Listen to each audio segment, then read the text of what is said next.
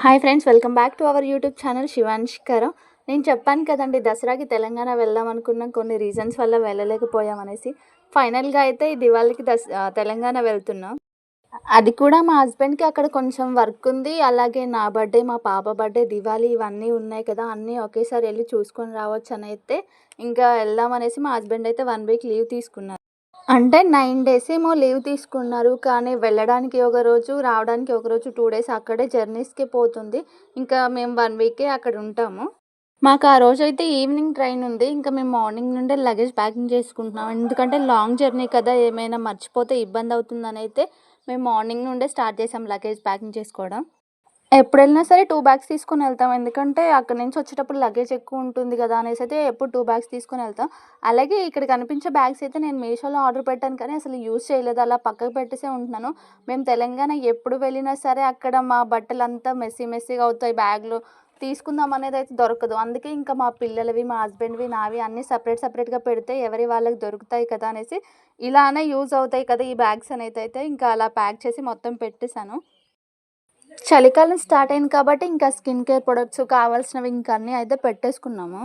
Luggage అయితే మొత్తం pack చేసుకున్నాము. ఇంకా ఈవినింగ్ ట్రైన్ అని చెప్పాను కదా, మళ్ళీ ట్రైన్‌లో పిల్లలకి ఆకలేస్తుంది నైట్‌కి అనేసి అయితే ఇంకా ఫుడ్ అయితే నేను ఇంట్లోనే ప్రిపేర్ చేశాను పిల్లల కోసం, మా కోసం. లాస్ట్ టైం వెళ్ళినప్పుడైతే ట్రైన్‌లో ఆర్డర్ చేసుకున్నాం, కానీ అసలు బాలేదు. ఇంక తినలేదు. మళ్ళీ పిల్లలు నైట్ ఫుడ్ తినకుండా అసలు పడుకోకుండా చాలా ఇబ్బంది పెట్టారు.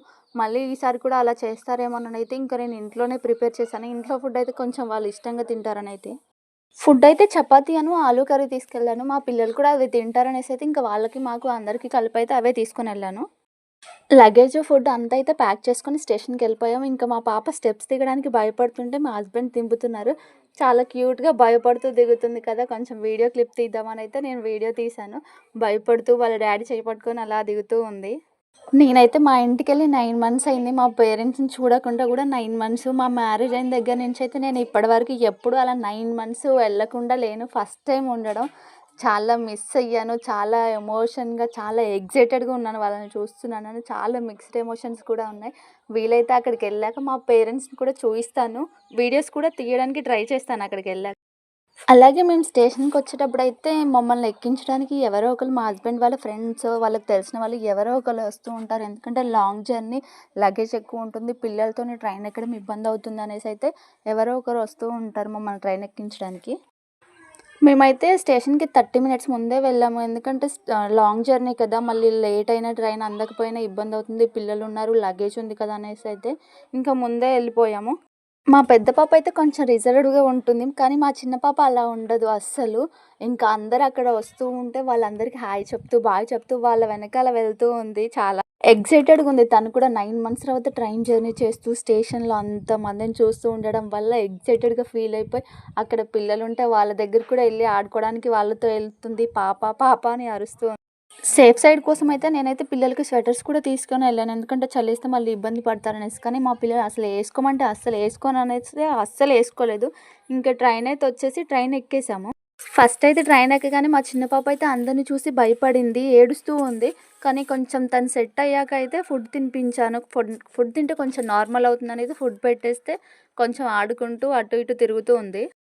పిల్లలిద్దరికీ ఫుడ్ తినిపించేసి ఇంకా నేను, మా హస్బెండ్ కూడా ఫుడ్ తినేసైతే బెడ్ సెట్ చేసుకుంటూ ఉన్నాము. బెడ్ మేకింగ్ చేసుకొని పడుకోబెట్టేద్దాం పిల్లల్ని, కొంచెం ఎర్లీగా పడుకుంటారు కదా ఫుడ్ తినేసారని అయితే చేసాము. ఇంక ఈసారి మాది లక్కీగా లోయర్ బర్త్ వచ్చింది. లాస్ట్ టైం వెళ్ళినప్పుడైతే మిడిల్ బర్త్ వచ్చి చాలా ఇబ్బంది పడ్డాం. అంటే పిల్లలు నైట్ టైం వాటర్‌కి లేచినా సరే మిడిల్ బర్త్‌లో ఉంటే అంత కంఫర్ట్‌గా తాగలేరు. వాళ్ళు కూడా ఏడుస్తూ ఉన్నారు. లోయర్ బర్తే వచ్చేది ఎప్పుడు. ఇంకా లాస్ట్ టైం కొంచెం లేట్‌గా టికెట్స్ బుక్ చేయడం వల్లో ఏమో తెలీదు, కానీ మిడిల్ బర్త్ వచ్చి చాలా ఇబ్బంది పడ్డాం. ఈసారి లక్కీగా అయితే లోయర్ బర్త్ వచ్చి చాలా కంఫర్ట్‌గా వెళ్ళాము. ఫుడ్ తినేసాక ఇంకా మా చిన్న పాప అయితే కొంచెం ఏడుస్తూ ఉంది. తనకి నిద్రొస్తుందనేసి ఇంకా వెంటనే నా బెడ్ మేకింగ్ చేసుకొని మా చిన్న పాపనైతే పడుకోబెట్టేసాను. ఇంకా మా హస్బెండ్ కూడా తన బెడ్ మేకింగ్ చేస్తూ ఉంటే మా పాపేమో విండో దగ్గరికెళ్ళి స్విచ్చులతో ఆడుతుంది. అందుకే అందులో ఒక దాంట్లో అయితే లైట్ ఆఫ్ అయి ఉంది. తను ఆఫ్ చేసింది. మళ్ళీ నేను ఆన్ చేశాను. ఇంకా మా హస్బెండ్ బెడ్ మేకింగ్ చేసేసి అయితే వాళ్ళు పడుకున్నారు. మా పెద్ద పాప అయితే కొంచెం సెన్సిటివ్ ఉంటది. అలాగే జర్నీస్ చేసిన వెంటనే టైర్డ్ అయిపోతది. మరి దేనివల్లో తెలీదు. పడుకునేటప్పుడు అంతవరకు బానే ఉంది. ఫుడ్ తినింది అంతా బానే ఉంది. నైట్ టైమ్ ఇంకా వామిటింగ్ చేసుకొని కొంచెం చికాకు చేసింది. దానివల్ల కొంచెం ఇబ్బందయిపోయింది మాకు. అంతా బానే ఉంది కానీ, అంటే మనం ఎటైనా ఎళ్ళేటప్పుడు పిల్లలు బావుంటేనే మనకి హ్యాపీగా అనిపిస్తది. వామిటింగ్ చేసుకునేసరికి అయ్యో! ఎందుకు వామిటింగ్స్ అయిపోయాయనైతే మా హస్బెండ్, నేను కొంచెం టెన్షన్ పడ్డాం.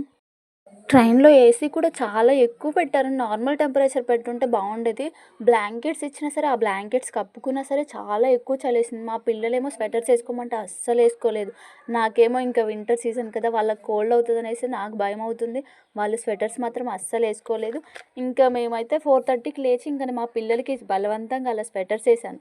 5:30 కల్లా మేము అక్కడికి వెళ్ళే స్టేషన్‌కైతే రీచ్ అయ్యాము. మా మామయ్య కూడా స్టేషన్‌కి మమ్మల్ని రిసీవ్ చేసుకోవడానికి వచ్చారు. స్టేషన్‌లో దిగాక కూడా వీడియో తీద్దాం అనుకున్నాను కానీ, ఇంకా మా పిల్లలు 9 మంత్స్ తర్వాత మా మామయ్య వాళ్ళు చూసి వెళ్లరు ఫస్ట్.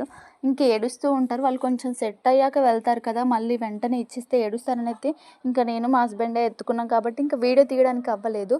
అయినా ఇంకా అక్కడే 1 వీక్ ఉంటాం కాబట్టి అక్కడ తీసే వీడియోస్ అన్నీ అప్‌లోడ్ చేస్తూ ఉంటాను చూడండి. ఇంకెవరైనా సబ్స్క్రైబ్ చేసుకొని వాళ్ళుంటే సబ్స్క్రైబ్ చేసుకోండి. మేమైతే ఇంక ఎర్లీ మార్నింగ్ 5:30కి దిగేసి మా అత్తయ్య వాళ్ళ ఇంటికెళ్ళిపోయాము. తర్వాత అమ్మ వాళ్ళ ఇంటికి కూడా ఎళ్తాము. అక్కడ వీడియోస్ తీసినవన్నీ అప్‌లోడ్ చేస్తూ ఉంటాను. ఇలాగే సపోర్ట్ చేస్తూ మా ఛానల్‌ని సబ్స్క్రైబ్ చేసుకోండి. Thank you for watching guys. Bye.